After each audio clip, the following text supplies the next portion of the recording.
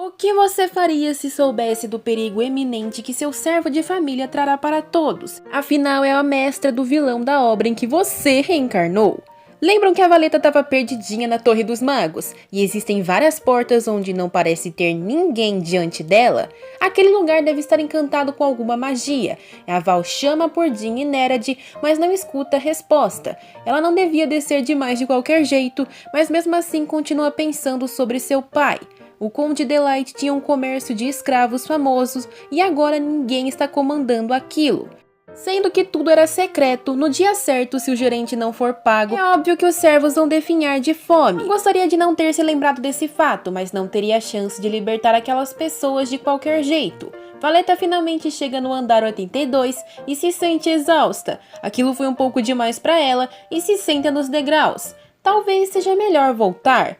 Ela olha para o bracelete e se lembra das palavras de Reinhard a mandando chamá-lo quando fosse preciso, mas não quer fazer o que aquele bastardo lhe disse. Será que existe uma forma de voltar sem a ajuda dele? Tem sim! Ela fala o nome de Caspélios e o mago mascarado aparece por um portal à sua frente, perguntando por que ela disse seu nome. Pelo visto, ninguém sabe seu nome verdadeiro por ali, e Valeta só o disse porque tem conhecimento da novela. Ela diz que conhecia aquele nome e apenas o disse por dizer, não era sua intenção chamá-lo. Que desculpa mais esparrapada. Ele fala que é mentira, mas a mulher apenas pede para ele levá-la de volta ao seu quarto. E depois pode pensar no que quiser. Quando o mascarado estende sua mão machucado, ela repara em suas feridas e diz que os 12 magos que construíram a torre foram elogiados e endeusados. Então é meio engraçado que alguém como ele, envolvido na construção também, esteja sendo tratado tão mal daquela forma. O mago olha para ela diretamente e pergunta como ela pode saber aquilo. Mas nessa hora, o mestre chega, tocando a cabeça dele, perguntando o que está acontecendo ali. A Valeta reclama que não o chamou e ele aponta para si, perguntando se ele, como bastardo, não seria o suficiente em vez do próprio porteiro do lugar. Ele rela em sua cintura e fala que a dama, pelo visto, não quer nem mencionar seu nome. Apontando para o chão, ele começa a criar um portal mágico e no meio do processo ela fica tonta. Quando pisca, já estão no quarto céu novamente, e ela está um pouco agradecida por ter saído daquela situação de antes. Se o Caspélios tivesse perguntado demais, ela não conseguiria inventar mais desculpas. O céu até escureceu, parece que ela demorou muito para descer até o andar 82. O Reinhard coloca sua cabeça em seu colo, perguntando se ela tentou chamar aquele espírito Jean mais cedo. Valeta diz que não tem um contrato com ele, mas mesmo assim, o mago a viu chamando, né? Val fala que isso foi apenas uma invocação, nada demais. Apenas pediu ajuda. O Reinhard sabe que invocar um espírito superior é algo que nem mesmo ele pode fazer, mas ela conseguiu mesmo assim, sem nenhum contrato. É um verdadeiro talento. De qualquer forma, ele nunca poderia sair da torre mesmo que entrasse. Assim que a Valeta ouve isso, ela fica atenta. Significa que ela pode invocá-lo fora dela? Nesse momento, ela aponta para o céu se perguntando se deveria tentar. E então, chocando Reinhard, ela chama o nome de Jean. Por incrível que pareça, o pássaro dos ares realmente se forma à sua frente, a uma distância considerável. Jean pergunta que lugar repugnante é aquele para o qual foi convocado, e a garota pergunta se ele preferia ser invocado quando ela estivesse do lado de fora. O mago permanece calmo e ri daquela atitude, falando que, como sempre, ela age com tranquilidade quando não deveria. Ele toca o ombro de sua mestra e pergunta até onde ela pretende aumentar o seu valor. A dama não entendeu a pergunta e Reinhard fala que invocar um espírito não contratado por uma campainha espiritual normal é totalmente impossível. E mais impossível ainda seria chamar um espírito específico como ela acabara de fazer. Talvez por isso o assunto da Valeta seja tão barulhento no Palácio Imperial. O mago explica que tem pedido a cooperação dela, porque na mansão do Conde Delight foram encontrados rastros de magia, e então ele começou a se perguntar se a sua majestade, o príncipe, pediria pelo seu retorno se soubesse que Valeta está ali. Ele iria querer ela de volta? A mestra fala que sim, já que ele vai se tornar o príncipe herdeiro, mas de qualquer forma, eles já sabem que o Conde Delight se foi. Reinhard fala tocando em seu rosto que a família imperial não a deixará livre tão facilmente. Então eles não deveriam destruir todos de uma vez? O mago fala que quando chegar a hora de cortar o seu pescoço, ninguém se salvará. mesmo que tenha sangue real. Eles vão choramingar e tentar se livrar dele, então é mais fácil dar cabo de todos antes disso. Valeta pergunta seriamente se ele vai para a guerra, mas sendo mago, uma guerra não é necessária para se livrar de insetos. Inclusive, tem alguns desses escondidos na torre. Rain pergunta se ela vai querer arrancar os dentes deles ou ele mesmo pode fazê-lo, e a mestra não responde. Ele fala que estava brincando e de qualquer forma seria mais rápido tirar a língua dos insetos para não falarem porcaria. Como a menina continua com uma expressão distante diante dessa conversa macabra, o mago pergunta se ela tem medo dele. Não, imagina! Quando ele a trata de forma amável, mesmo agora, a garota continua evitando sem folga. Ele está ficando confuso cada vez mais. Por que a sua mestra age assim? Tentando expulsá-lo da mansão desde o início, dando sua simpatia e amabilidade apenas aos animais que cruzavam os muros às vezes. Ele era a exceção no meio daquilo. Valeta fala que realmente sente medo dele, e Rain pergunta se ela acha que vai falecer em suas mãos. Quando ela confirma, ele a joga na cama, se colocando por cima dela com um sorriso maligno. Segundo o mago, ela não entende, mesmo que seja como ele é, não pode se livrar dela. Então, como ela vai lidar com ele? A Val fica possessa com aquela situação e diz que se não vai mesmo terminar a sua vida, precisa parar de ameaçá-la. Tipo, ele tá com a mão no pescoço dela, né? O mago começa a rachar o bico e diz que sua mestra é divertida. A mulher o empurra para sair de cima, o mandando sair. Enquanto ainda ri, Rain fala que aquele é o seu quarto. Afinal, é o quarto do proprietário da torre. Ela o chama de louco e o mago fala que sua mestra sabe mesmo como lançar elogios sinceros. Ele ficou até feliz com aquilo, já que foi a primeira vez que a dama fez contato visual com ele. O homem chama ela por Valeta e a deixa surpresa. Se o mago chamar ela assim, a Val vai concordar em chamá-lo pelo seu nome também? A garota até concordaria com aquilo sob uma condição. Antes que ela peça, não tem outro quarto. E segundo o mago, os armazéns estão cheios. Quando os dois iam começar a discutir, os dois ajudantes de Rain chegam sem aviso prévio. Aqueles dois têm autorização, pelo visto, a entrar no tal quarto do céu. O mago fica estressado com a interrupção, mas eles trazem notícias do informante enviado até o palácio. Rain passa a mão no cabelo de sua mestra e diz que já volta. Agora vai ir treinar alguns cachorros. Lá embaixo, todos os magos estão reunidos e o Reinhard está com uma cara de brava ao ser saudado pelo homem à sua frente. Ele pergunta se ele sabe que cachorros não se tocam quando estão comendo e o tio fica sem entender nada.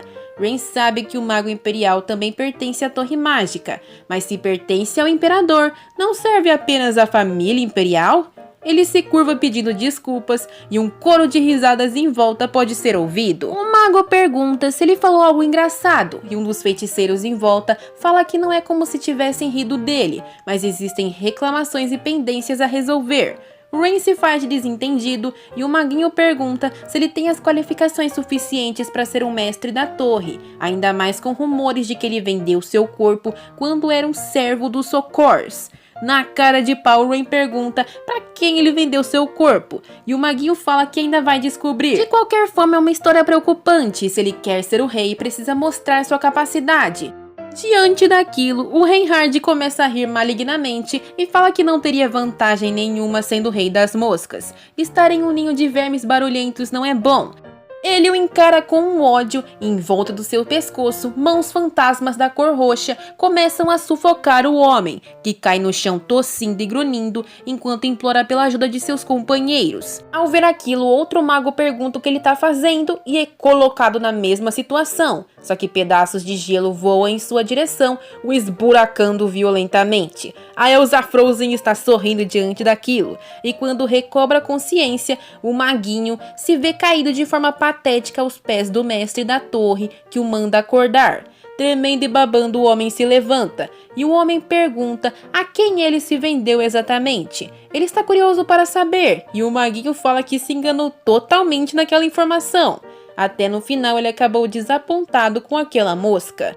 Cantando Let It Go, um pedaço de gelo pontudo enorme voa em direção ao homem e o finca na parede, o destruindo imediatamente. Dois magos se aproximam falando que mesmo que ele seja o líder da torre, aquilo já é demais. Com um tapinha os insetos voam. Já foram 4, hein? E Rain pergunta se mais alguém vai entrar em seu caminho.